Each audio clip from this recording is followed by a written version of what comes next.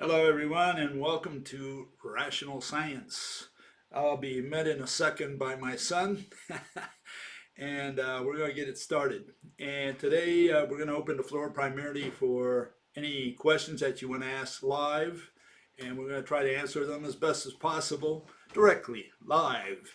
Meanwhile, I'm going to do a little review of some of the questions and comments people made since last time. You're back. Hey guys.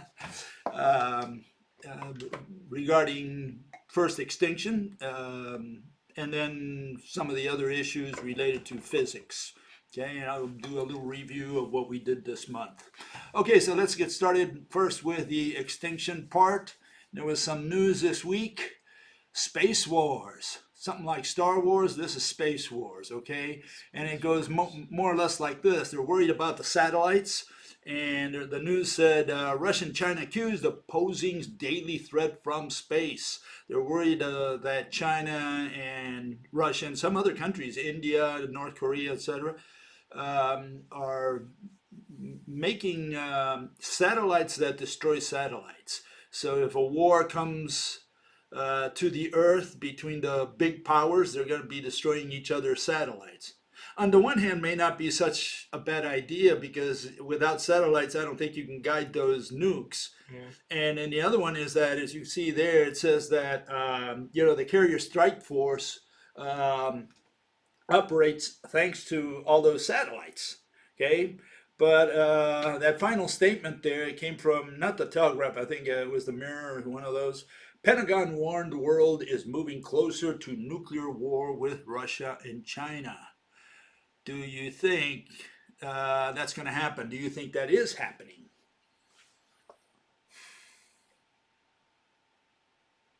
Did I start this right? Yeah? Yeah, that's Oh, I thought maybe I wasn't streaming for a second there. Sorry, folks. I thought I wasn't streaming for a second there. Okay, so we're going to have a world war, maybe World world War war or World War nuke III. war. Let's talk about nuke war. Are we going to have a nuke war? And if we kill the satellites, maybe it's not a bad idea. I What don't do you think think? we'll ever get to a nuke war. No, you don't think they'll I throw mean, the it's nukes? always a possibility, but I don't think so. It'd be Yeah. one of those things where it's like, I think that's just like an admission that we're just gonna blow everyone up. Isn't No, it? no, no, because it's like if you can imagine this, okay, a limited nuke war. What do you mean? I throw and kill 1 million people if you're there, and you kill 1 million over there, and then the heads of state or whoever, the ministers of the exterior, they get together and they sign a treaty and Uh, screw the 1 million people. what would be the point of that? Well, I don't know. I mean, they see the damage, the carnage, and they say, "Well, I think we should stop the war." The war lasted 2 minutes. No, No, you don't think that'll happen? there's no point to that. Well, anyways, food for thought. Will there be a war? Pentagon is saying that they will be approaching a a nuke war. Okay, that conflict is, I guess, as the generals see it, inevitable. And again, all these countries, every single one of them is thinking about destroying the satellites of the other country. That makes sense. Yeah. Yeah, and that might not be so bad. If they do that first, maybe we're all safe. Okay, another issue fella raised here, Sentinelese. I talked about that the other day, little island over there in the Indian Ocean, and there's maybe 150 to 200 people there, and they've lived there for quite a while. In the 19th century, there were approximately 3,000 of them. Today, there's only 150 to 200, and they hate anyone who comes to their island. They're not very friendly. They kill anyone who approaches. And the theory is that they've been there for 60,000 years. I showed the map the other day when they come out of Africa, go all along the coast of India and so on, all the way to Australia. And some group, decided to go to this island.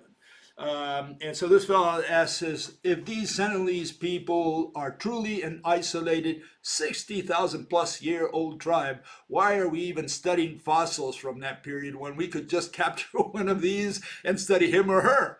And he's got a point. Let's see. I think he does. I mean, I don't think you're going to. I mean, if these people have been around for 60,000 years on that island, Yeah. okay, they must be genetically completely isolated. I don't think that's the case. I think these people, these Sentinelese, they've probably been around since the Neolithic. I'd say anywhere from 3 to 10,000 years ago. That's when they colonized the island. They've been there. And as you can see, their population did not explode. Today, there's only 150 to 200.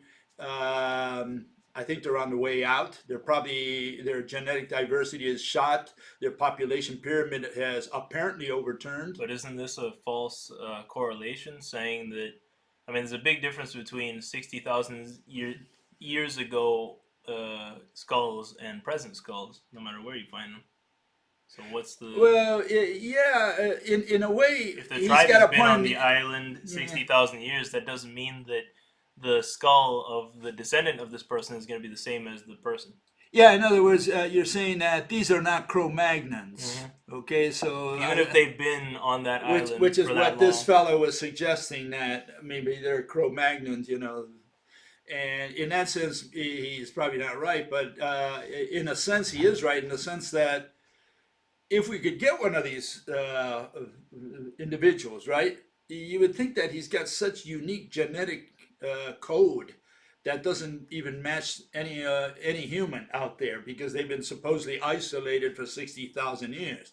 I don't think we would find that. Okay, in fact, they took some of the other tribes around there, which apparently are parent or sister or cousins of these, and their genetic code is not that different from any of us. Have they checked it? Yeah, they checked it already. The other tribes which are a little friendlier and have already Gave civilized. some of their hair or what?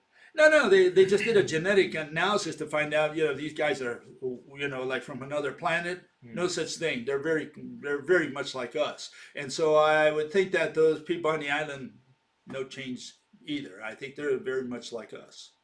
But That's my take. How Yeah. could that be if if they've been on that island isolated for so long? Yeah, I'm saying they haven't. That's my point. I think they've been isolated, maybe, and I don't even know if they've been completely isolated, because what I read about them, the English had already visited them in the 19th century, gave them some of the, coughed at them, killed a whole bunch through some of the diseases the white man gave these black people. Okay, and so they've been in contact with civilization, with civilized with quotation, civilized people. But the issue is that, because they died and a lot of them were kidnapped and taken as trophies, like to show around, oh, I found one of these, natives from this island. And because of that, I think they don't want to have anything to do with us anymore. That's why there's only 150, and that's why they don't want anyone visiting their island.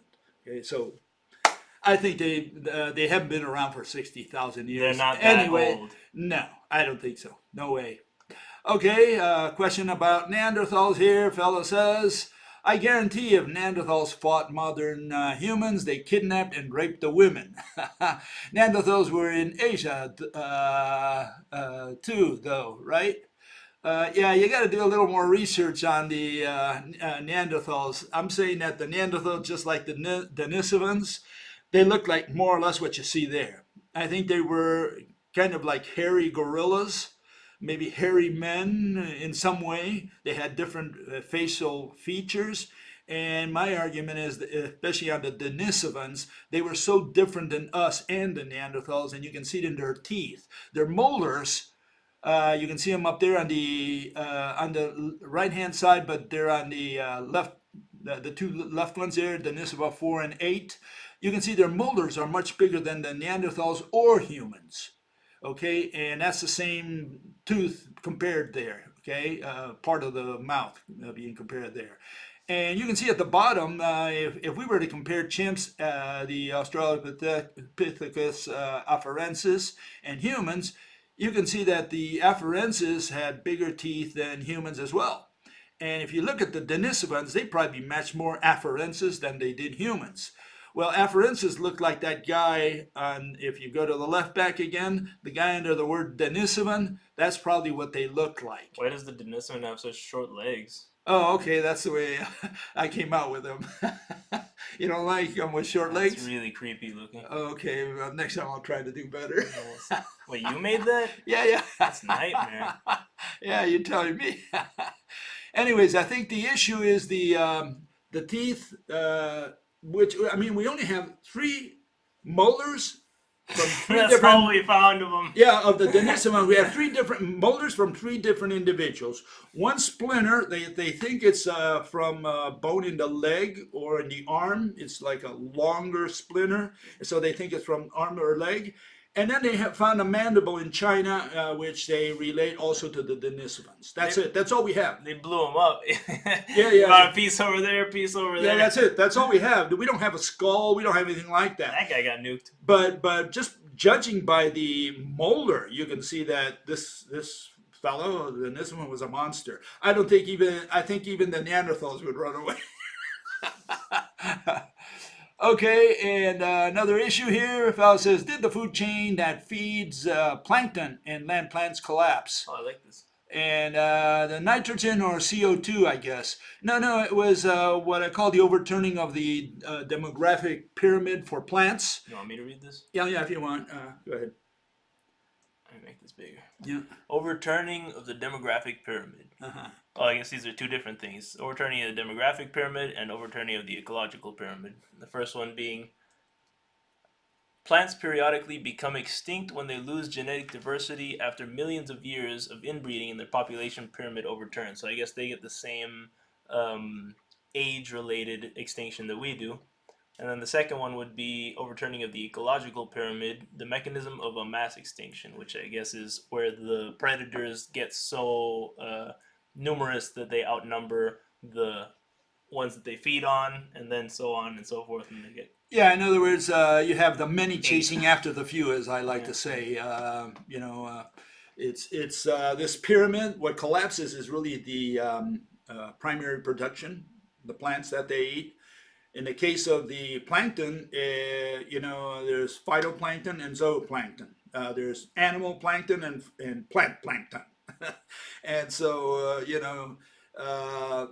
that begins to disappear. What I showed last time, I'm going to show that again, is that at the end of Cretaceous, the turnover from the Cretaceous to the Tertiary, what you'll see there is that what died were big, the dinosaur plankton. The foraminifera. Were they that big? No, not that big. I mean, but I showed a picture there of the plankton anymore. Of what was there before the KT boundary. What died at the KT boundary were the big forams. The diatoms and so on. They were big. What came after, very tiny. And that's expected when you have mass extinction, because what happens is, there's these little fellows in the background that maybe nobody eats. Maybe they're too small. I'm not sure the reason. Or maybe they occupy different niches. Or maybe they're in a different region of the planet. I don't know the exact issue. But the point is that what died were the big plankton that had been around for millions of years. They had grown to be the dinosaurs of the seas, so to speak, of the plankton world. And what replaced them were those that radiated after the big guys were gone. And who ate the forams? The ammonites. And who ate the ammonites? The mosasaurs. That's one food chain. Obviously, there were more food chain. That's one food chain.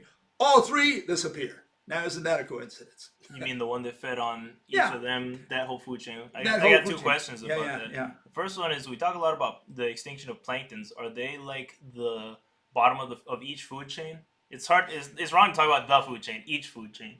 Yeah, I would say that in the seas, I think that plankton is the plankton is the bottom line. You have also algae. Remember, algae is also like the food chain, the bottom of the food chain. So you have algae, plankton, all the small stuff, and that's what all the next level size animals in the seas eat. And then the next one, it's a size issue. The bigger you are, the more powerful you are, the more you can eat. Is there a difference between land and water plants? Like, did they die at the same time? No, that's in fact the question that I always pose there. Okay, let me put that up there. This is the homework question I always like to put up there.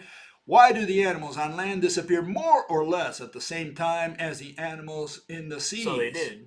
Yeah, they more or less die at the same time, and the question is for you, right? Is it a Why? coincidence? No, because it happened in all mass extinctions. So I think it's a law of Mother Nature. So What you got to figure out is why that's the case. So the food chain connects land and sea, I guess is. One guy mentioned that last time. No, I don't think that's the answer, but nice try. But I mean, if we're talking about different food chains, right? Yeah. We're talking. There's a food chain in the sea and food chain on land. Yeah. They're not related. They're not related, so why would they die at the same time? Good.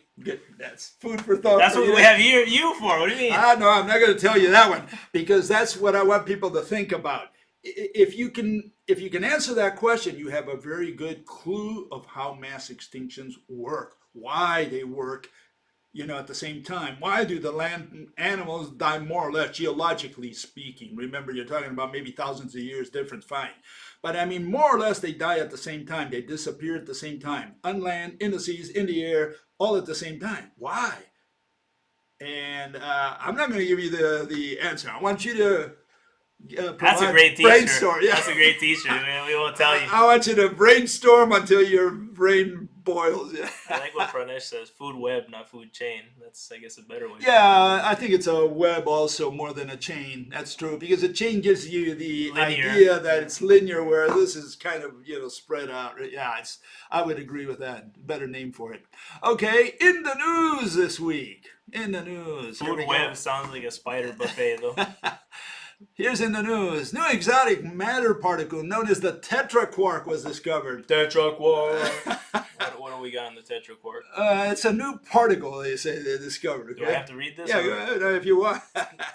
Today, the LHCb experiment at CERN is presenting a new discovery at the European Physical Society Conference on High Energy Physics. Yeah. The new particle discovered by LHCb, labeled as something, is a tetraquark, an exotic hadron containing 2 quarks and 2 antiquarks. It is the longest lived exotic matter particle ever discovered and the first to contain 2 heavy quarks and 2 light antiquarks.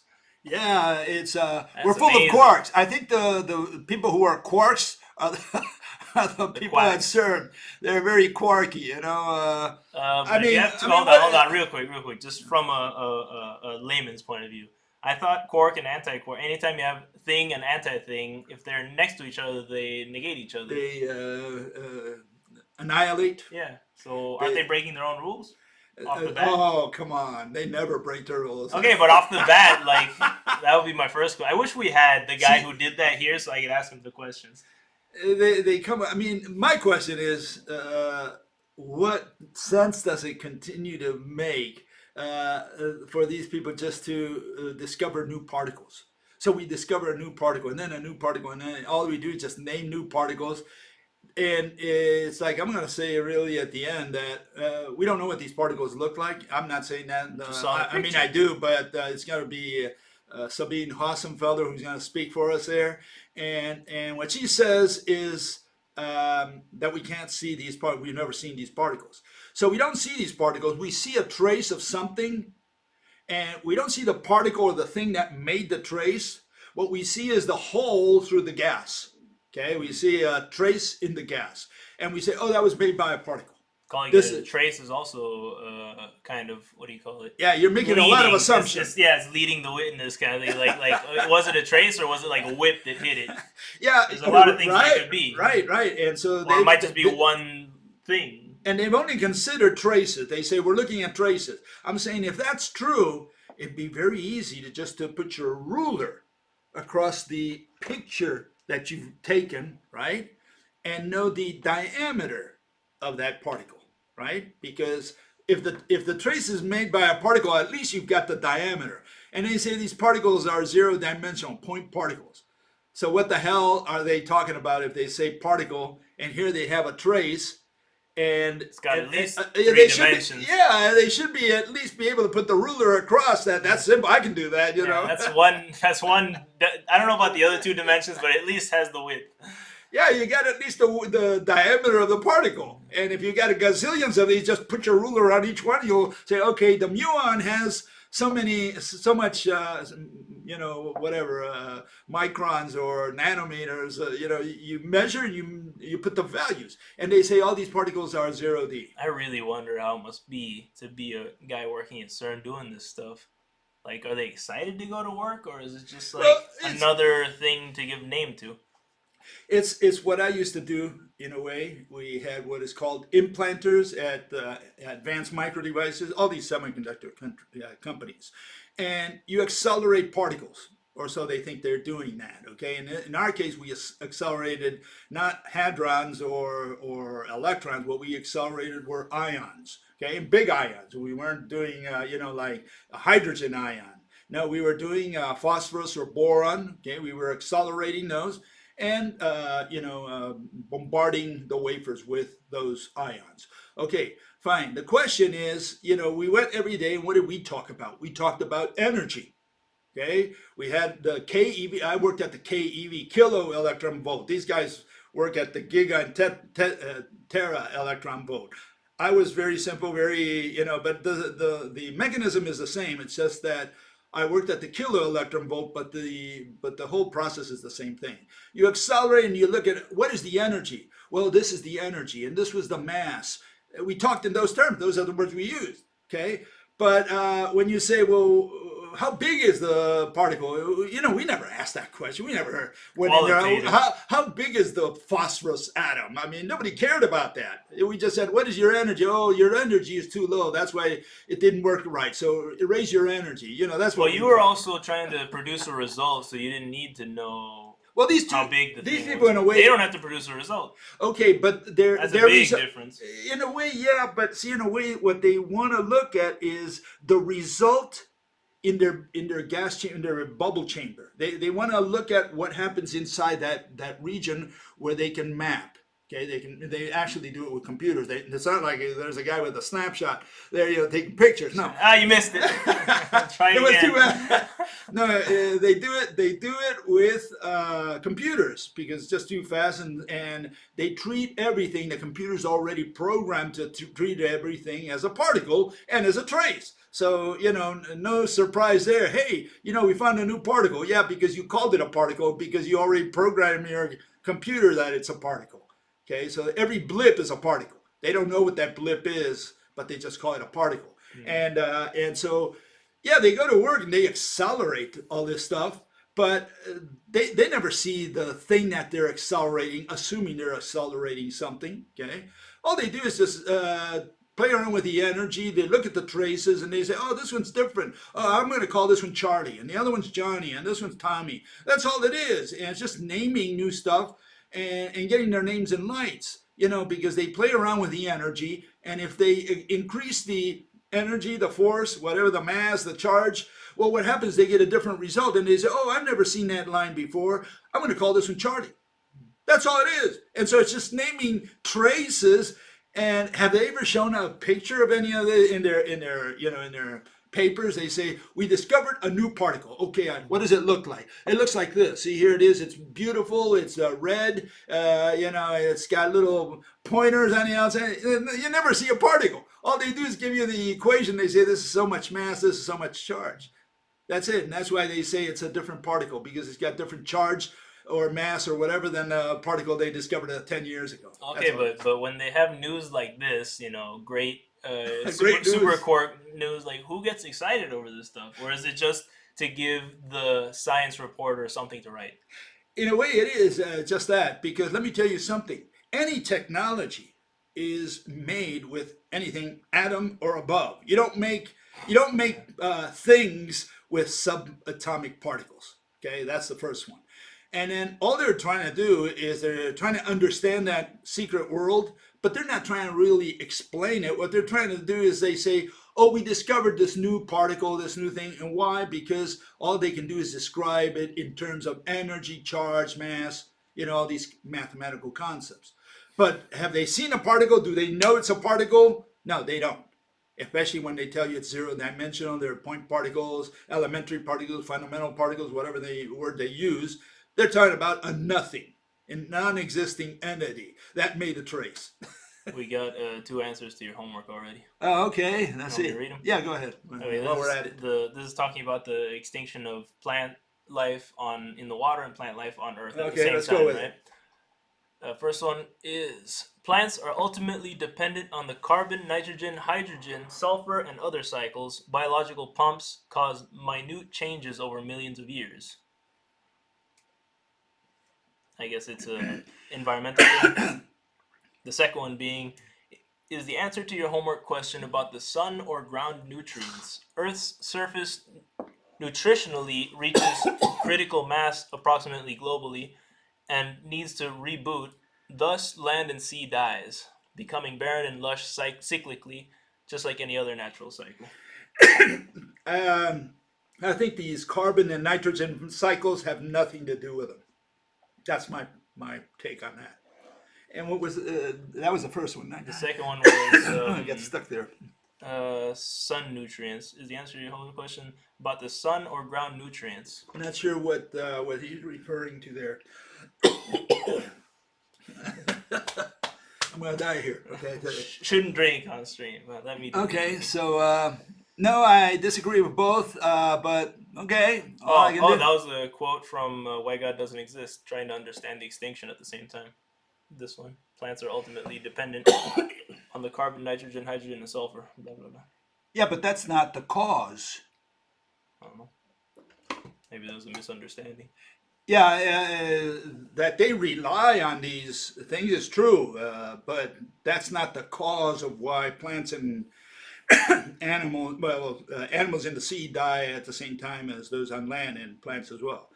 I'm saying, yeah, they rely on these cycles, no doubt about that, but that's got nothing to do with why they die at the same time. That's my point. Okay, or that's my argument. Okay, let's move on here. Another in the news. Am I reading this one too? Yeah, go ahead if you want, but hold on, let me get this higher. A new spin on planet formation mysteries. These spin measurements are consistent with the picture of magnetic braking, regulating the spins of gas giant planets during the planet formation process. When combining these rotation measurements with literature rotation measurements of substellar companions as well as our solar system gas giants, we found a tentative trend of increasing rotation rate with decreasing planet mass that could point to magnetic braking being less efficient for lower mass planets. What are they saying? Okay, I didn't get any of that. what they're talking about is the following. They're trying to explain, how planets form. And they're not talking about little tiny planets like Mercury or even Earth. They're talking about macro planets like Jupiter and Saturn and even bigger ones that really are small stars that never got to ignite. But we're talking about the spin of the planet? Yeah, and they're saying that between the study of their magnetism, the magnetic field, and their spin, they're looking at all these parameters and they're trying to figure out how these planets form, because they're trying to figure out how Jupiter formed, essentially, or confirm that it's through this nebular hypothesis version of planet formation. The nebular hypothesis being that atoms just keep coming. No, it's a think of a cloud that's rotating. As it rotates, like the skater, closes in their arms. Well, this gravitationally, all this gas comes together and forms eventually this ball. This is the hypothesis, the nebular hypothesis, and they say this is how our sun formed. I have no problem with stars. Okay, I have no problem that that's how the sun could have formed. I think it could have been a big giant cloud of gas that rotates because of gravity. The gravity pulls every atom inwards and eventually condenses into this ball we call the sun, and then it continues through billions of years to compress and create light like our sun does. That's different than a planet like a rocky planet like the Earth, Venus, Mercury, Mars, Pluto, or any of the small one. Like you take Ceres, which is the largest asteroid out there. It's a ball. It looks like this. Okay, it looks like a perfect ball if you look at it. And I'm saying anything that is a perfect ball out there was a sun, was a star. Okay. And what you'll notice that, for example, the Earth is differentiated. It's got all these different layers, and it goes from the more heavy elements towards the center to the lighter ones on the outside, to the point where you get to the gases on the outside, nitrogen, oxygen. That's what our air is made out of. What am I describing? A star. In the center, it's heavy, and the outside, it got silicon and eventually oxygen and so on. And when you look at all these round planets out there, or round objects, we'll call them celestial objects because Ceres is an asteroid, but a lot of them are differentiated. And again, they're differentiated in the right way. They've got the heavy elements on the inside and the lighter ones on the outside. And then why are they so round? Well, it was gravitationally chiseled. Okay, it was compressed. That's why it ends up as a round ball. Radially Yeah, compressed. yeah. That's the only way you can do it. So anything that's round out there was a star. Now, in the case of Jupiter, it could have been the nebular hypothesis because it's still a gas ball. That's all it is. But what you got to explain is not the gas ball, which is the one we're always fascinated with. You got to explain, for example, the Galilean moons. Why is Io? Why is Europa? Why are those rocky planets? If Jupiter was part of that cloud of gas that formed the sun, why do the moons of Jupiter, why are they rocky if they're at the same distance from the sun? You would think that everything either turns into gas or everything turns into little balls. And here you have these moons. They're rocky moons like our moon, like Mercury. All these are rocky planets or things, celestial objects. And they're next to this gaseous planet called Jupiter. Same thing for Saturn. Same thing for Uranus and Neptune. So that's when people talk about the nebular hypothesis, I want to go to the moons of Jupiter or to Saturn. Jupiter's gaseous, but the moons are rocky. Please tell me why. And they're at the same distance from the sun. So, but in my opinion, Jupiter could have formed from a nebular hypothesis because it's still a star in formation and never will ignite. Probably it's too small. But what you got to explain, but you got to explain the rocky moons it's got. That's where I'm. Maybe Jupiter's our backup sun. When the sun explodes, we got Jupiter to turn into a sun. Or we can run away to Jupiter. Okay, let's move on here. Another in the news this week, and this has to do with light bending X-ray echoes from behind a supermassive black hole. What does the title even mean? Well, it says that light is coming. They finally discovered for the first time. That's why it was in the news. Emissions from behind the black hole. They're saying that the black hole is throwing light from behind it, and we can't see behind it because we can't see through the black holes. But the light curves around it. Curves around and comes to us, and it comes all the way to our eyes. So they said that these emissions are from behind, and the reason they claim that that is the case is that the black hole is rotating. And so because it rotates, what happens is the front part, let's say it rotates from left to right. Okay, so from above it's rotating counterclockwise. Okay, we got that? Yeah. And so it's going like this, right? When it comes to you, it should be blue shifted. Whatever is coming to you, the light should be blue shifted.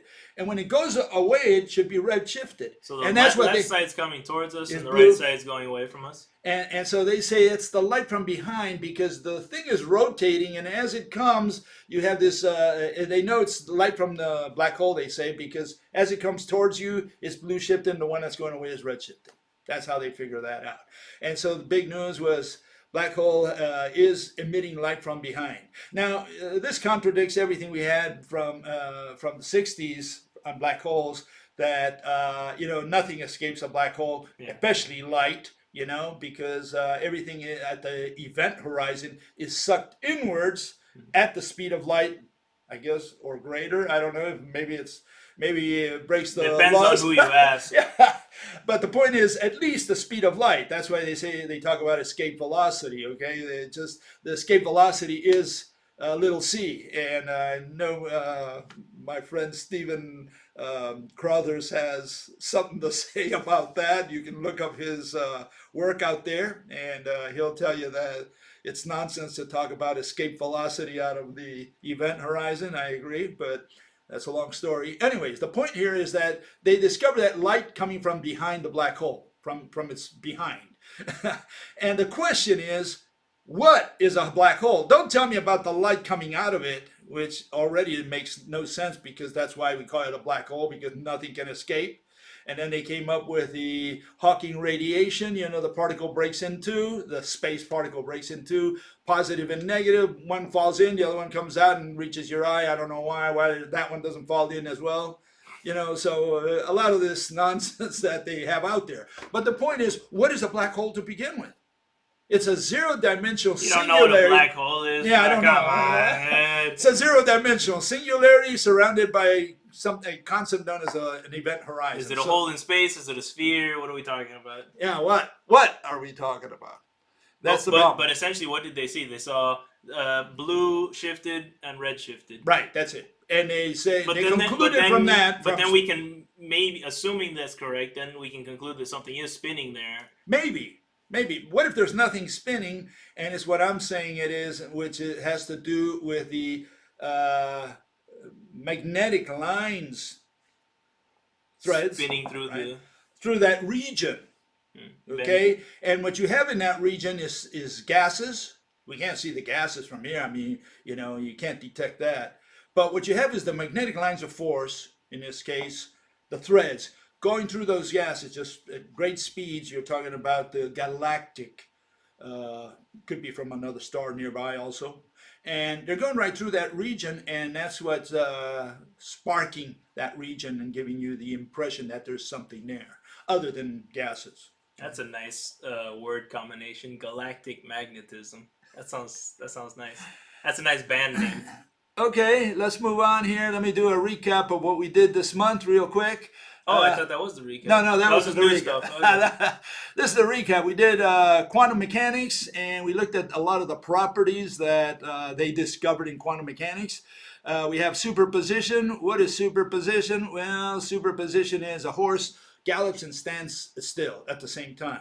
Okay, so how they manage that, we don't know, but they say the particle vibrates and it doesn't vibrate at the same time. That's when you're really sleepy but drink a lot of coffee, isn't it?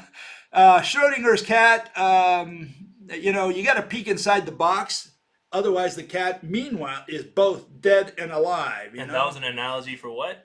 Well, that's Schrodinger invented this, Erwin Schrodinger, he invented this analogy to explain what these people, the people from the Copenhagen interpretation, which was primarily Niels Bohr and Werner Heisenberg, what they were saying is, he was saying, this is what these guys are saying about the microscopic world, about the subatomic world. That it's like if you have a cat, the cat is both dead and alive until you peek. And that's why we have that, the all-seeing eye there. You got to look inside the box to find out if it's dead or alive. At that point, as soon as you look, as soon as you interfere with the experiment, at that point it collapses to either dead or alive.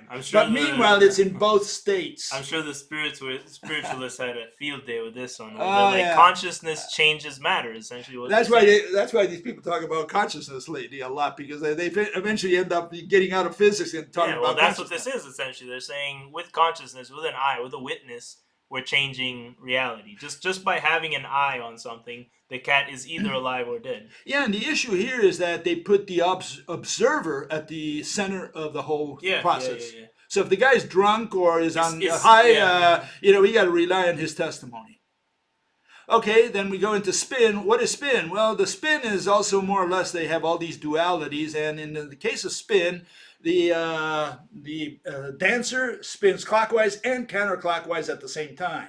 Again, it's all these dualities that they have. What was this in relation to? They say all particles spin, but they have all these dual spins until you put your measurement device there, and then it collapses to either clockwise or counterclockwise. And again, spin is not spin. They're these two dancers of spinning. That's not what these people are talking about. When they say spin, they're talking about something completely different, and it's got to do with orientation. It's like at that point, what they're looking at where is if you put a line on the ball, depending on when you look, the line is pointing in a different direction, and that's how you could tell by how much time passed, how much it turned, or no. What they're saying is, imagine this is you can explain it very well with a rope. In fact, let's do it here. We're going to do this experiment. It's a very dangerous experiment.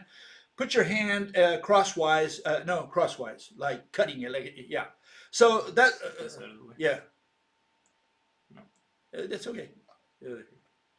Okay, so it's like that. So show the screen now. Okay, so he cut it there. Okay, yeah. So that's what he gets. He gets that cross section right there. Okay. And now, if you move a little, then it changes. It changes the curvature. Circles, I guess where the two circles are, right? Right. Essentially, with a rope, you can explain what these people think about as spin, because what they're doing is doing a cross section at a given point. See, the way they measure these things is with an ellipsometer or something comparable to an ellipsometer, which is what I use in the industry, and that is. At some point where you have the detector, at that point it's the cross section of light. Whatever light's going there, it's like you're cutting light. If you have a laser going through there, it cuts the laser at that point. And at that point, it's got a given orientation. They say, oh, that's spin. It's spin 1. That's when spin half. This one's spin -1. That's what they call these things. And all you're doing is, if you move along that line, that rope, you'll find different orientations of the rope. That's more or less what these people call spin. It's kind of cool. That's the best thing that I can give you as far as what spin means to them. It's a static concept, not a dynamic one like a spinning top. That's my point. Okay, from there we move to tunneling, and tunneling looks like this. You have the snowball, and it goes through the mountain, but the way it does it, it turns into a wave, and then it appears on the other side. So from one side of the mountain to the other side, it goes instantaneously because the part that goes through the mountain does it as a wave, and it appears on the other side. They call that tunneling. Are they saying photons go from and electrons? Yeah, they go from a particle to a wave when it goes through something, and then back into a particle? Essentially, that's their explanation. What they're saying is the snowball appears on the other side of the mountain instantaneously, as if the mountain weren't there. So there's distance, but there's no mountain. But what's the snowball talking about exactly? Well, the snowballs, it could be photons or it could be electrons. So think of a snowball as an electron. So they're saying this electron. And the mountain is what? Is a barrier, an energy barrier. What do you mean by energy? Like a break? Not quite. It's mathematics. It's just an energy barrier, and it turns out it's a barrier that's sufficient to prevent the electron from going through. And the electron does go through, but it goes instantaneously through the entire barrier, through the entire energy barrier, as if the barrier weren't there. So they say it goes through there faster than the speed of light. Yeah. And the only way they can explain it is they say, well, somehow it stretches its neck across the mountain, and it appears on the other side. How did they figure this out? When did they just calculate this? No, it's is this an experiment or a calculation? This is a calculation performed on an experiment. They have to answer the experiment, and they say, we see it on the other side. We don't know why, but this is the calculation.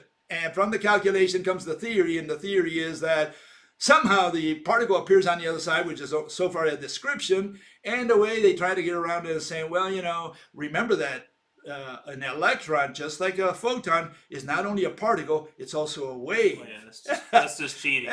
Yeah.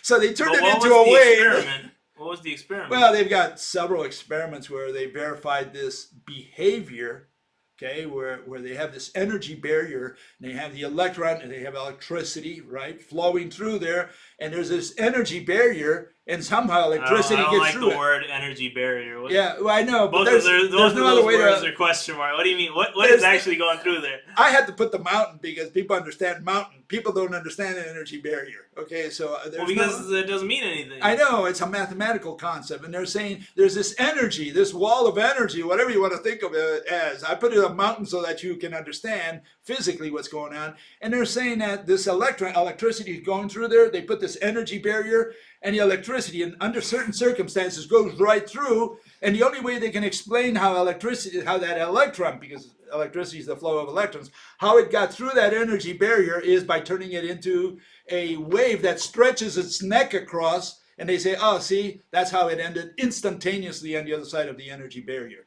And so the only way I can illustrate that is with a mountain and saying, the snowball went through the mountain as a wave, and that's how it appears on the other side. That's it. Take it or leave it. Okay. They like invoking magic, don't they? Yeah, they do.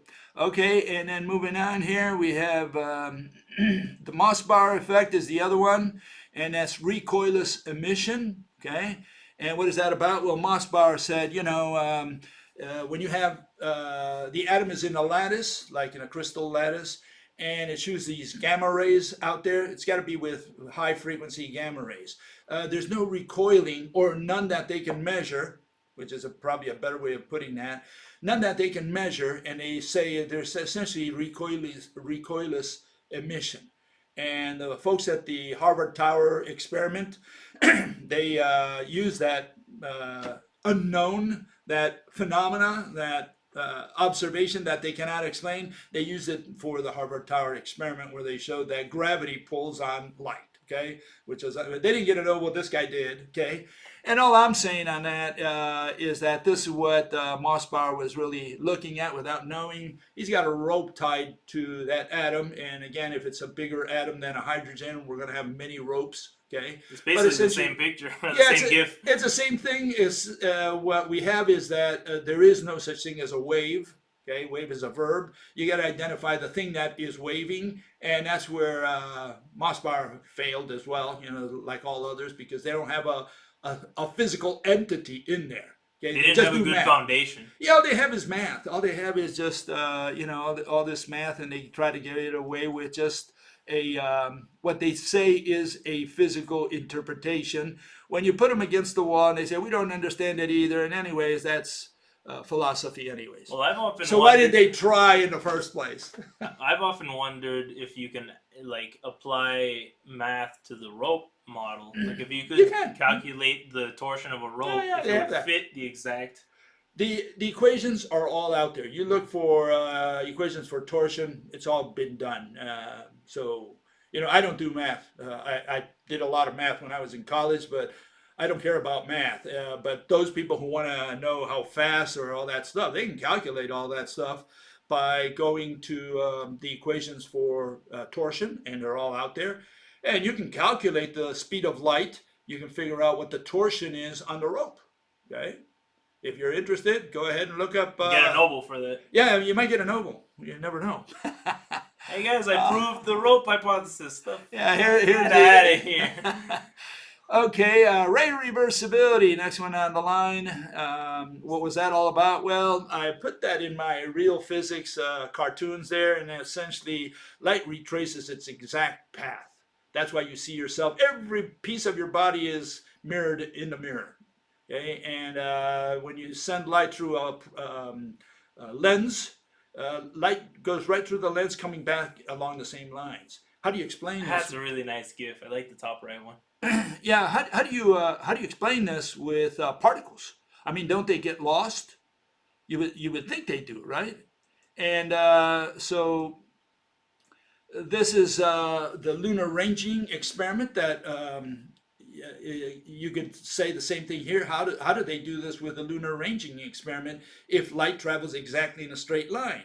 Well, it turns out that they have to shoot the light in front of where the moon is going to be in 1 second, because the moon is 1.25 light seconds away from us, like 300,000, a little more, 380, I think it is, 380,000 kilometers away. That means light takes 1.25 seconds to get there, and to come back, it's 2.5 seconds. What does that mean? It means that in order to do this, light has to travel completely straight because that's what the ray reversibility says it does.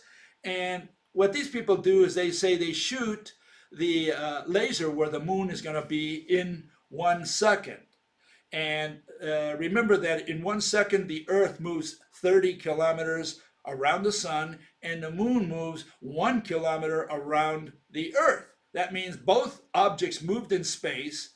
So how is it that the photon went and came back? Well, their argument is that they send gazillions of photons out from this powerful laser, okay? And what comes back, what returns is just a handful, maybe 20 photons. That's what they detect in their computers, because they have these detectors and they turn that into signals, and they have these peaks that they look at and they say, okay, here's a peak that came from that laser. And I'm going to get to that in a second because a person asked a question about that, okay? And so let me hold off on that explanation for a few seconds here. And let me get to that final one, and that's the magnetic lines of force, which I covered the other day. And let's see if I can find it here. Here it is.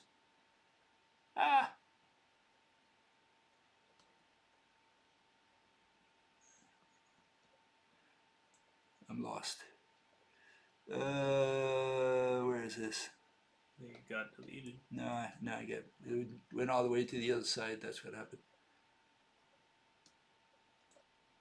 Let me put this one where it belongs.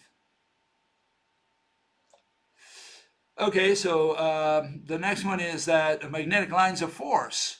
And what are magnetic lines of force? Well, it's these here, okay, that I showed the other day.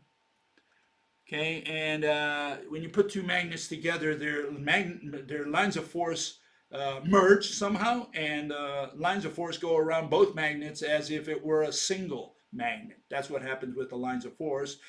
We know this only because we sprinkle iron filings over them. So if you sprinkle iron filings over two magnets and get them eventually together, they act as a single magnet, and the line of force goes around both of them. Okay, and we have to explain that. What are those lines of force?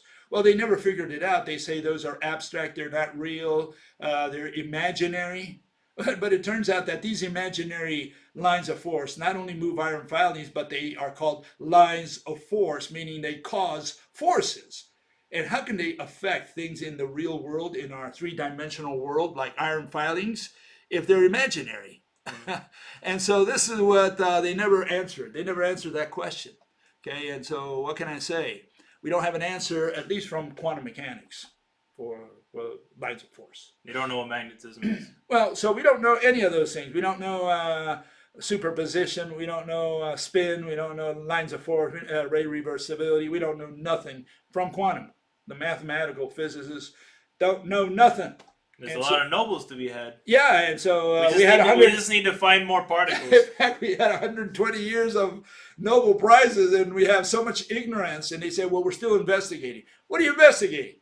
I mean, this is an issue of identifying the invisible actors. That's all it is. Once you identify the invisible actors, all this is kindergarten stuff.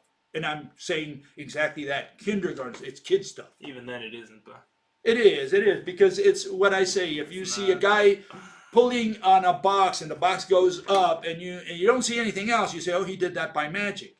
It turns out that, you didn't see the rope that's tied around the invisible pulley. But if I show you the pulley and the rope that's tied to the box and that guy's pulling on the rope through the pulley, they say, oh, that's, anybody can understand that. I see everything there. Yeah, but how many motions does Adam have? But only because you cannot see the rope and the pulley, you think the box went up by magic, and you say, how can they do that? And all you do is describe mathematics, saying, well, the box has so much weight, and it went up at such and such speed, and that's all these people do.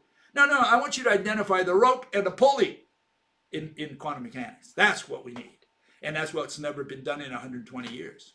Okay. But how many motions does an atom have? Oh, we'll hit the... okay. It vibrates. It's not kindergarten stuff. Okay, and that's you put them all together. You got a vibrating, pumping, moving back and forth, sliding on an abacus. The shell of the atom slithering around.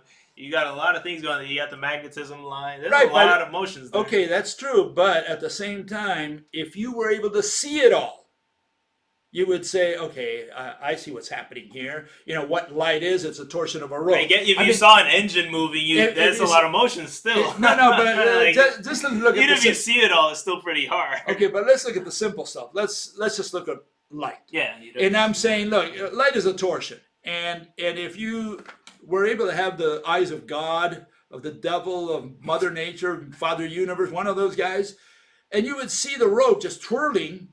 And you would stare at it for a while and say, okay, I understand what light is. Light is just a torsion along this object.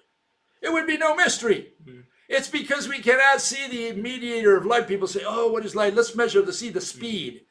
Oh, it must have been a particle that went from here to there. No, if it's a torsion and you see the rope and you see it all there, you would say, oh, so stupid of me believing it was a particle or a wave. Transverse wave, moving up. And no, once you see the rope, you say, oh, okay, that's so stupid, so simple. And yeah, there are other motions that you got to account for, of course. Okay, here's attraction and repulsion. Okay, okay, and the top one is attraction, the bottom one is repulsion. And what same. No, they're not. If you look, one is going clockwise. The two on the top are going counterclockwise. Okay, so you got to look at the atoms there. And you can see that they're both going counterclockwise. They're both going this way. See? Okay. And then the one on the bottom, we've turned the first one around. It's going clockwise. Yeah. Okay, so if you look at that very closely, you see the line, what I call serpentine, a line of merged electron shells. And the ones at the bottom, they're moving in contrary directions. Okay, yeah. They're moving like this. The ones on the top, they're moving both in the same direction. So it's those lines of force, the threads, right, that move and connect with the lines of force of the other serpentine. This could be two wires, this could be two magnets, it doesn't matter. But the point is that it's something physical there that we can't see or touch, something very tenuous, okay? If we could see a thread that makes up the rope, you'd be surprised how small, how thin it is, okay? But this is essentially the mechanism I'm proposing, and at least you can understand it. Whether you believe in it or not, it's a separate issue. But the point is, here you have an understanding of attraction and repulsion. The first one being conveyor belt, the second one being like dryer squeezer. Well, yeah, it's like I say, two rollers of a washing machine of the old days. Where you put your shirt between them. The two rollers went in opposite directions, right, and squeeze the shirt through there. That's what the bottom one is. It's like a dough maker. They also have that. Yeah, they've used it for different things out there. But it's easier to give them names like again, conveyor belt versus dough. Okay, I call it what is it? The machine dryer, the dryer of the old days, right? Two rollers drying the shirt. Okay, so someone asked out there, okay, said, you want to read it maybe? Yeah. In your green animation of lines of force rotating at approximately 2758. Yeah, that's the time. Okay. Why are the lines of force not drawn connected each to every other? Okay, I see. I would have expected each green ball to have a line of force to every other green ball. Why would the lines of force look like they do with the iron filings and not in any other way as explained by your rope model? Yeah, you simplified it. Yeah, essentially this should be very simple. I'm saying that these lines of force are really the trajectories of the threads that are spinning around. They're spinning around because the merged electron shells of different atoms are also spinning around. They're aligned, spinning around, and swinging these threads around. That's what creates the lines, these lines of force that compel iron filings to align along the lines of force. That's all it is. They're sweeping right through them. So threads are not connected to threads. The threads are connected to the atoms. No, he's talking about why isn't there a line of force between each two green balls? Isn't the simple answer that you simplified it? Yeah, you didn't draw a line between each two green balls because you could. That's technically true. Yeah, you can't draw the gazillions of threads there. You want to understand the mechanism. The mechanism, That's I the think that's important just part. what wasn't clear. Yeah, You simplified it. the mechanism is that you have merged electron shells of, say, iron, okay? And iron's a complex atom to begin with. I've shown pictures of iron in the past. And they merge. The electron shells merge. They overlap. Yeah, and what happens is they blend, okay? And what happens is they're aligned, and now they're going to spin if it's magnetized. If it's magnetized, they're going to spin. If it's not, if it's just standard iron, it's not going to spin, okay? And so if they're spinning, when they spin, they swing around the threads. Not only that interconnect the atoms, but also that form the electron shells. They come out and they form these walls of threads that swing around. And when you have two of these from one magnet and another, one wire, live wire, and another live wire, these threads are the ones that interact with each other. If they're moving in the same direction, one pulls on the other. If they're moving in opposite direction, they slap each other. Yeah, they slap each other and push each other away, and that's the repulsion. Those are the mechanisms. You have to use your imagination. You can even draw it yourself. I did quite a few videos on this. You can look them up, but you can draw them yourself to try to visualize what I'm explaining. Do you believe it? That's a separate issue. I'm saying I can explain to you how a magnet attracts and how a magnet repels another, okay, through this mechanism. That's all I'm saying. And what is the magnet when you turn it around? Obviously, you're going to change from clockwise to counterclockwise, and now you're going to either repulse or attract. So the mechanism is right there, and that gives me at least confidence that that's probably how Mother Nature's doing it. Okay, but you don't have to agree with me, but at least understand the mechanism. Okay, and one along the same lines, because we talked about that the other day. It went all the way to the bottom. Always does that to me. And he asked the following. Let me put it over here, and I guess the electrostatic lines of force are really lines. The magnetic are not lines, but loops.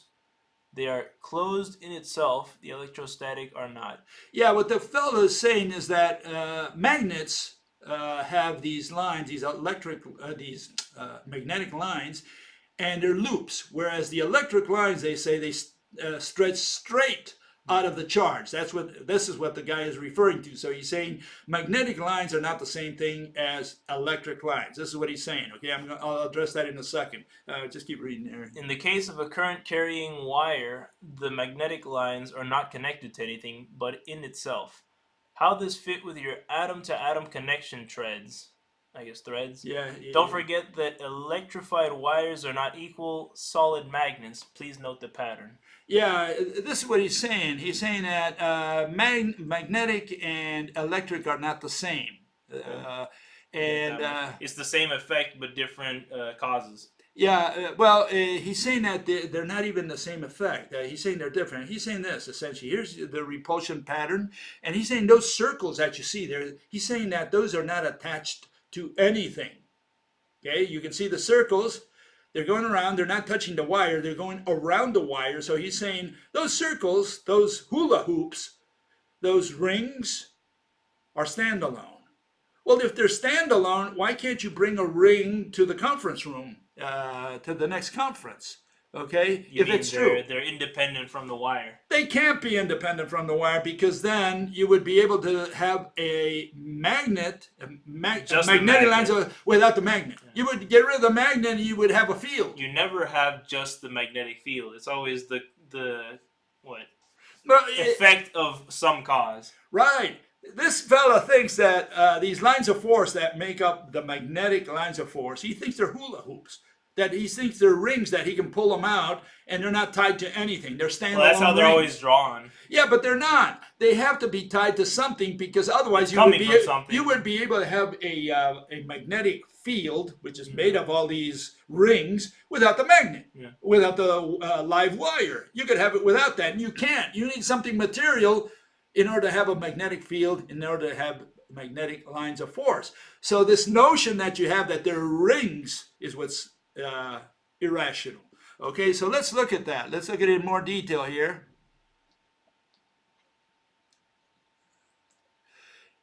this fellow saying, look, here we have the rings on the top and they have magnets. So let's get rid of the magnet that's troubling him, that's bothering him, so that it doesn't interfere with his understanding. We get rid of the magnet. This fellow is saying that that ring, okay, is going around without the magnet. He can have the rings without a magnet. That they're standing, they're not tied to anything, he's saying, okay?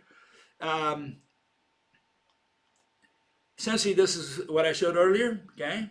And you can see there that he's saying that those lines of force that are around the magnet, which are now around two magnets for some reason, he's saying those are rings that stand alone, okay? That's his argument. And so let's look at this. Let's show him that why he is not wrong, he's irrational. Okay, here we see it side by side so you can see it. Okay, so let's look at it in close up here. We're saying that what you're seeing there on the magnet is the same thing that you see in two live wires, which he said are different. He's saying, look at the patterns are different. No, they're exactly the same. The one on the left, the one with the lines, that's a magnet. And the one on the right, those two on the bottom there, on the bottom right, those two are two live wires. That's electricity going through two live wires. And what's happening, they're conducting current in opposite directions. Okay, and again, you see the pattern of squeezing water out of a shirt. You know, the how we used to dry in the old days, the two rollers. And that's what you're seeing there. The two rollers are working in opposite direction. One is going clockwise, the other one counterclockwise. And what they're doing, they're squeezing everything between them. Okay, that's what's happening there. And that's the same thing you see in a magnet. What the magnet does when the lines go inside the magnet, they're squeezing, they're bumping up one line of force against line of force of the bottom part. So a magnet is not divided into south and north, it's divided into top and bottom. Okay, the lines of force, or really the threads, are swinging in the top in one direction and swinging in the bottom of the magnet in the opposite direction. And what they're doing is they're squeezing in the center of the magnet, right there in the middle of the magnet. They're squeezing what you see on the right. The two rollers are going in opposite direction, essentially. Isn't that also how they do the colliders at CERN, where they essentially have a whole bunch of these until they squeeze the particle down to exactly where they want it? Because they use magnetism. Yeah. Isn't it basically the roller thing, but from the side, from every, because it's from a circular. 360, because exactly. it's a circular pattern around where the beam line, the main beam line. To get that beam line in the center, essentially they use this pattern. Exactly. Only 360 instead of just two. They have one all around. Yeah, they're pushing the beam inwards.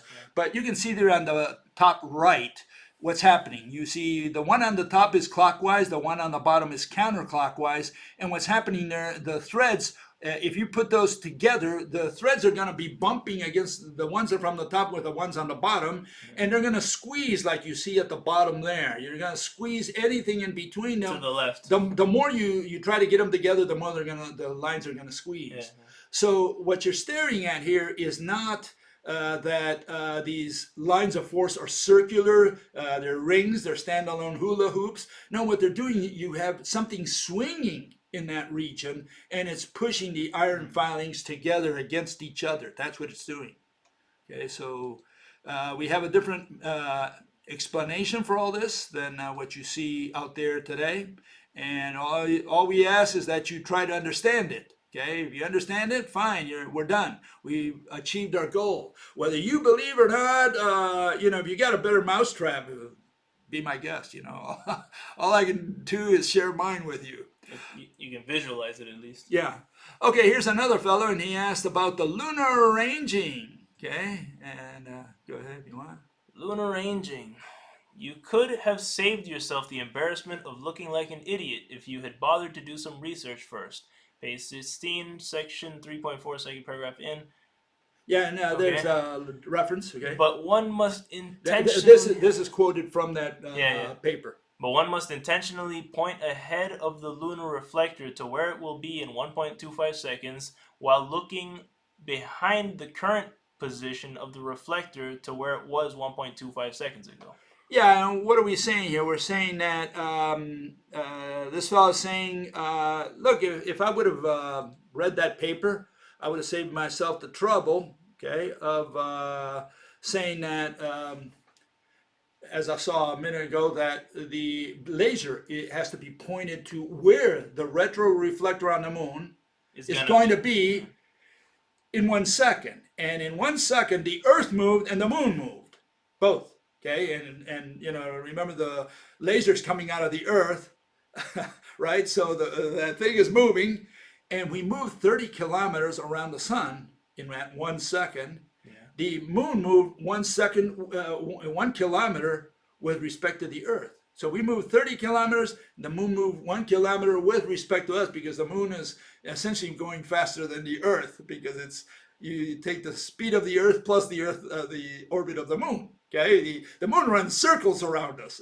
Yeah. Okay, so the guy is saying, well, yeah, they do point it to where the moon is going to be in 1 second. So you should have saved yourself the trouble.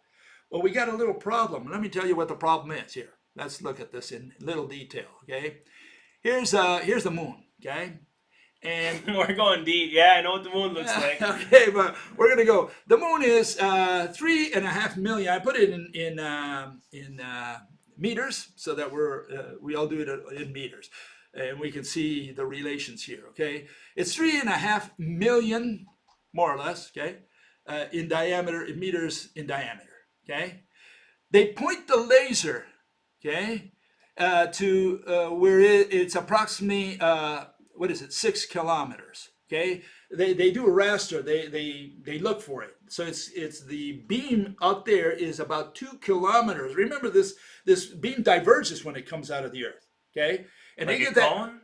Yeah, it is a cone. It doesn't stay like a pinpoint. That, remember, light always diverges to some degree, yeah. And even the laser diverges given enough time length. Yeah. Okay. So what happens? The laser is diverging. Remember, it comes out of this. It's a very powerful laser, yeah, to be able to shine it on the moon. This is not the little laser we use at home. Okay? Would it be bad to look into that laser? Well, yeah.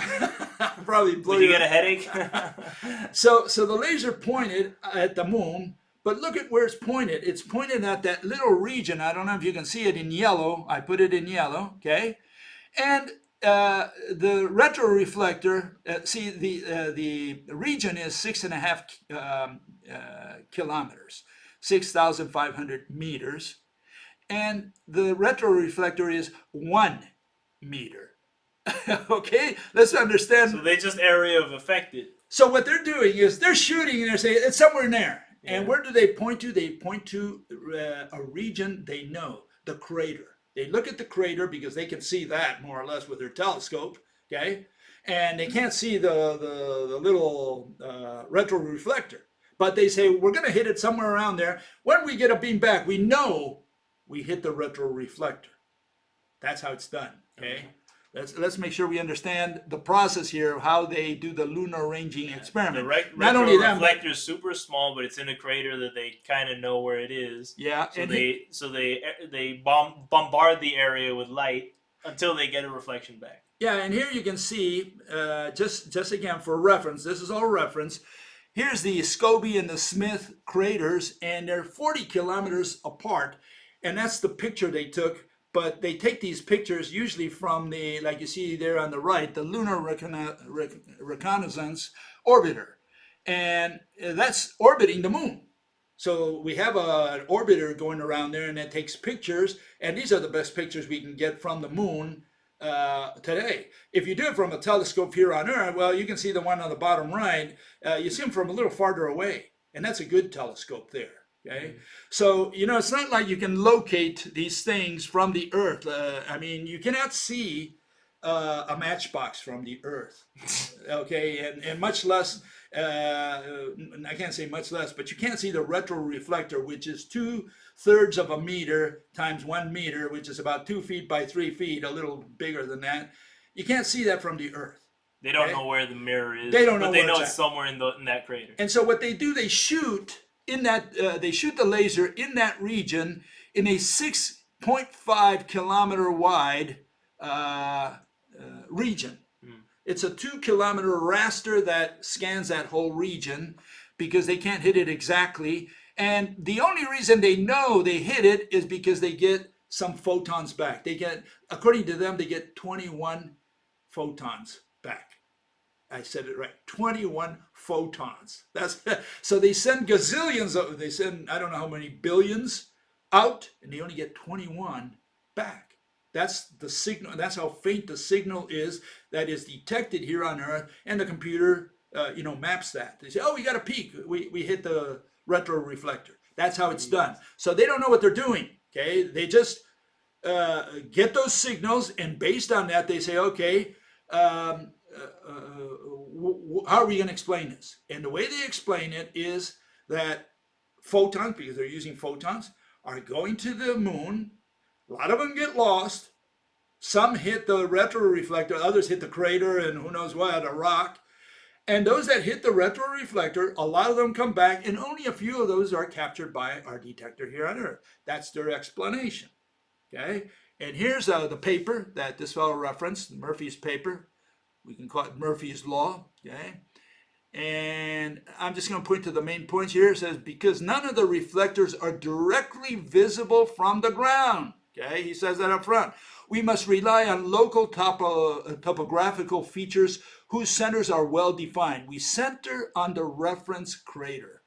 Okay, so they look at the crater and say, oh, there's a crater, so the retroreflector has to be around here. Okay, that's the way they do it.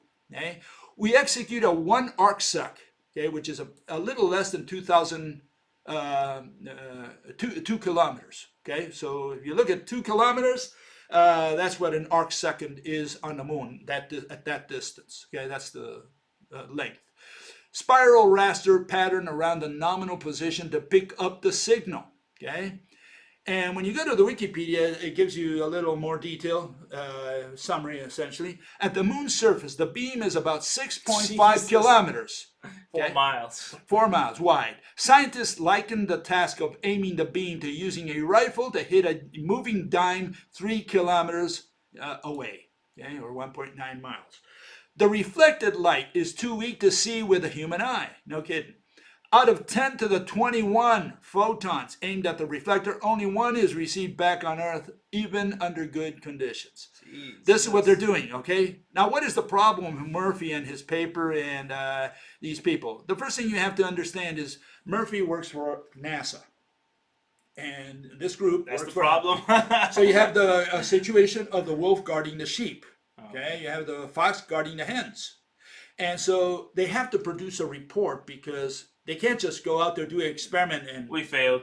No, not only fail, but say nothing. Yeah. They must say something. They must explain how they spent the funds. So they have to write a paper. They have to explain what they did, and that's what they try to do in their paper. They try to explain what they did. What are the problems? Here's where we arrive at the problems, and that this fella missed completely.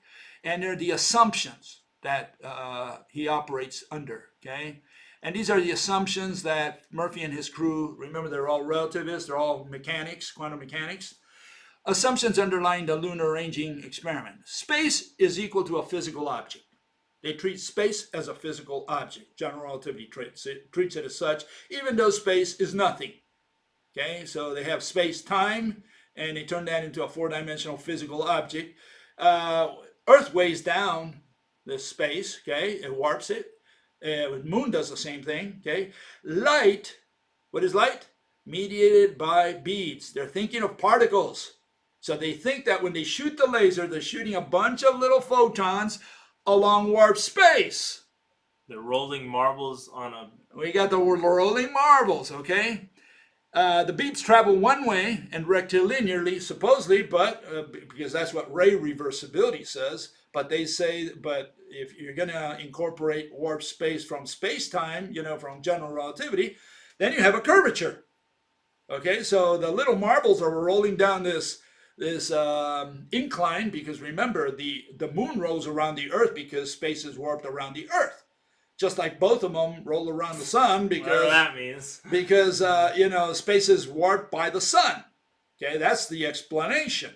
And so if the moon You're is taking rolling. things too literally. These are just metaphors. Folks. If the moon is rolling around the Earth because the Earth is like a roulette, bent space, the photons are rolling around that space as well. They don't travel straight. They also, according to general relativity, not that I'm inventing this, but the photons roll around space. Remember, how do the photons from a star that's behind the sun come to our eyes when there's an eclipse? They roll around the sun through the warp space caused by the sun, right? So the photons roll around warp space. We have to factor all this stuff in there, okay? Remember all this, okay? Photon beads follow the curvature of warp space. And so it's the theory that they put forth. They say gazillions of photon beads go out and only a handful come back, okay? Fine. What is the issue here? The issue is, here's the round trip. That's you drew this. Yeah, so here we have the photons going from Earth to the moon. The moon moved, and so did the Earth, and then they come back. Okay, this is what they're saying. I drew too many coming back. Okay, it should have been gazillions going out and a handful coming back. Okay, but we have warp space. How did they hit the retroreflector with warp space? Not only do they have to shoot in front, but they have to shoot in such a way that they catch them on the way back. No, not only that, they have to factor the warp space. Yeah. And the question is, how warped is space from Earth to the moon? I mean, do they have that calculation? Well, to first understand this, the first step would be, without warp space, is this akin to throwing a ball against a wall so that you catch it again? Yeah, but see, like you're in between, but that's wrong. That's wrong. No? See, what you got to do is you got to think of it as a toboggan. The slide at the park. It's curved, right, more or less. Okay, so you're rolling the ball along a curve, right, and the moon is moving also sideways. Yeah. So not only is it rolling, how are you going to calculate where you're going to hit the moon? If you've got this curvature of space-time first, the little marbles are going to roll down there. Then the moon is going to move. The Earth is going to move as well. So you're going to get them back through the same curvature, right? Good luck with all that. I think it's overly complicated. It involves concepts which are reified, like, space-time. It involves zero-dimensional photons. But they don't do any of that. Yeah, but I know, but they aim and shoot. Exactly, and if they do that, that means there is no warp space. And if they shoot it in front, remember... in front, they just nuke the area with light, don't they? Not only that, but it's important to note. See, I made a little video there showing that the moon is going to be over here. Remember, we're only talking about maybe 70 kilometers. So they don't have to shoot out in the middle of space like I showed in my picture. I just exaggerated that. The point is, they have to shoot in front where the moon is going to be in 1 second, which is 70 kilometers down the road, maybe. Okay, so they don't have to point at the crater. They would have to point where the crater is going to be. Yeah, but 1 second isn't that much. But it's 70 kilometers. Yeah, exactly. That's not much. But 70 kilometers means you can't point to the crater. They're saying they're pointing at the crater. Yeah, but how can you point at the crater if the crater's no longer there? That's my point. But how fast is it going? 1 kilometer, and the Earth moved 30 kilometers in that 1 second. So the Earth is moving, the moon is moving, and they're saying they're going to shoot that laser, where the moon is going to be in 1 second, which is going to be down the road. Obviously, the Earth is also going to move. We're talking about 2.5 seconds, so you're talking about 750,000 kilometers. Well, wait a minute, is that right? 300,000. Yeah, 750,000 kilometers in round trip for the photon. Yeah. Okay, and so where are you going to shoot your beam at? Are you going to shoot it at the crater? You can't, because the crater is no longer there. The crater already moved. Is it though? It's just 1 second though. You're talking about 70 kilometers. That means where are you focusing? If everything stood still, you say, okay, I focus on the crater, and I'm there. But if light takes just to see it, forget about the laser. Just to see the moon, just Yeah. to see the crater, it took 1 second to reach it. Yeah. The moon is no longer there. But the moon is. But it's not no longer there. It's just shifted by 1 second, which is So negligible. where are you going to shoot this telescope? Just a telescope. Forget about the laser. Yeah, let's just keep the Earth still for now. Yeah. And we'll move the moon 1 second. That's negligible. That's 1 kilometer away. But we're talking about a 70-kilometer area. So yeah, but remember, negligible. the Earth is moving 30 kilometers, and it's also moving around. Yeah, It's not moving in a straight line. For not without the Earth. Yeah, but just to hit the mirror is the 1 second is negligible. Can we agree on that? Assuming the Earth stood still and the moon was going. 1 kilometer. 1 kilometer is all we're talking about. We're talking but the about point is, where are you going to shoot the laser? Pretty much there because it's 70 kilometers. If your circle that you're gonna hit on the moon is 70 kilometers and it just moves 1, it's basically the same thing. Yeah, it's For not. now. It's not the same thing. It's that again, what they do is that's why they have to shoot a raster. They shoot a big region because they say somewhere in there. Yeah. That's a big problem with this whole thing, where it's like you can't really talk about precise measurements because they're basically just nuking the area until they hit something. My argument is that the two assumptions are wrong. That light consists of particles, discrete particles, little balls, and that space-time is warped. Yeah. It kills those two, quantum mechanics and general relativity, in one shot. Or else they would have to factor those in. Because which they don't. Because they do to some degree, but it's. I mean, what is the curvature of space? I mean, have they figured out how much curvature is required for the moon to go around? And if you have to calculate that, you know that the Earth has to be weighing the canvas very deep for the moon not to fly away, for it to find this wall. And along that same curvature, the photons are going to be falling in there. And so you get this curvature, very pronounced curvature. That's not what they do. They shoot it directly at the moon. Are they when they point at the crater? Forget about the retroreflector. When they point at the crater, are they pointing downwards to where the? I mean, what is this? No, they're pointing directly. It's a straight line. Essentially, it's a straight line. It should not be a straight line if space is warped. It's like bowling by throwing the ball straight at the pins instead of along the floor. Yeah, imagine you're bowling. Imagine you're bowling. At the pins. No, imagine you're bowling and the field is curved. Yeah, but they just ignore that and they just throw it straight at the pins. They're throwing it straight at the pins, but if relativity is correct, it should be going. Your bowling ball should be it should be dipping first and then hitting. So aren't they essentially rolling these marbles up? Because they're not. They're shooting directly at the moon. Mean, I know, and how are you going to explain that except that you are instantaneously, essentially, right, from our point of view, 300,000 kilometers away, but still, it's essentially a straight line. Because if there is curvature of space-time, that thing should be a very deep curve. Not only a curvature, it's very deep for the moon not to fly away. See, and they don't explain that. That they treat all these things separately, and it's like nobody puts them together. That's my point.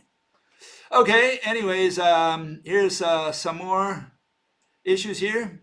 Fellow says they represent the paths of electron. He's saying that the magnetic lines of force are electrons. Listen to this. Wait. Yeah. Wait, one ring is an electron going around, or what? No, he's saying the lines of force there that you see in the magnet. First, let's look at the magnet on the top, okay? He's saying that those lines of force are electrons. But is it a chain of electrons or one electron going around? I'm assuming he's saying it's a chain of electrons. He's saying there's gazillions of electrons moving in those lines. That those lines are electrons. That's what he's saying essentially. So they represent the paths of electrons in different circumstances. You can build an apparatus, he doesn't explain much more than that. He just says you can build an apparatus using the read sensor out of a hard drive to detect the individual electrons moving along these magnetic field lines. And I'm saying that people who still do physics with particles, they have to be mentally retarded.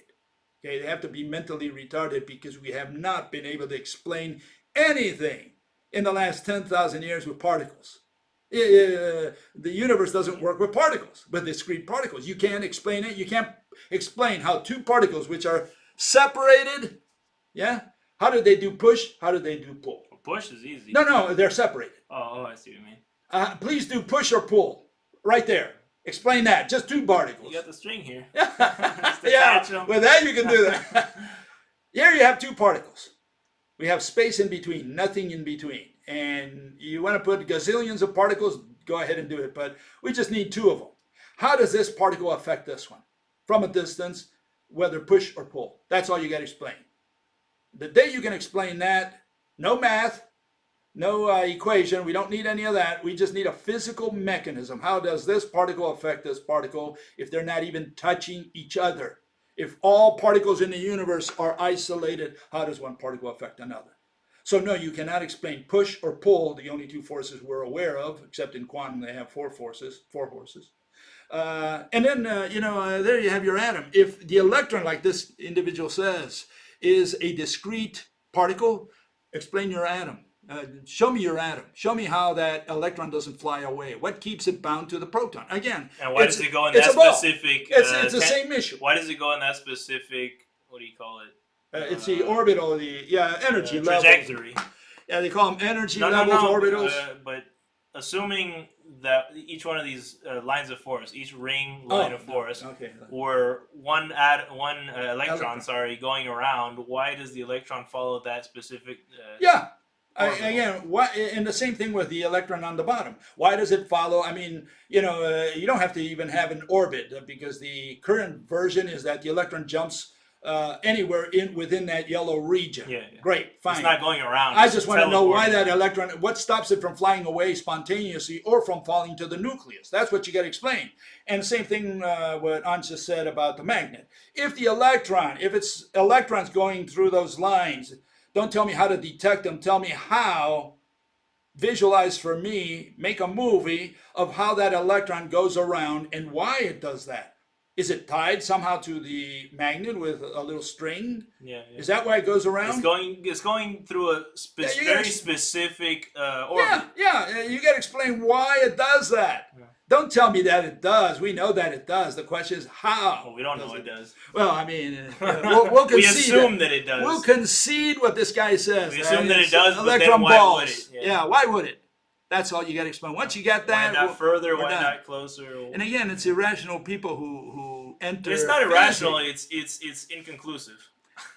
That's a better word. One fellow says, when are you going to address Matt Parker, also known as Stand-Up Maths? A fellow does comedy and he does mathematics. I don't do either. Some people say mine is all comedy.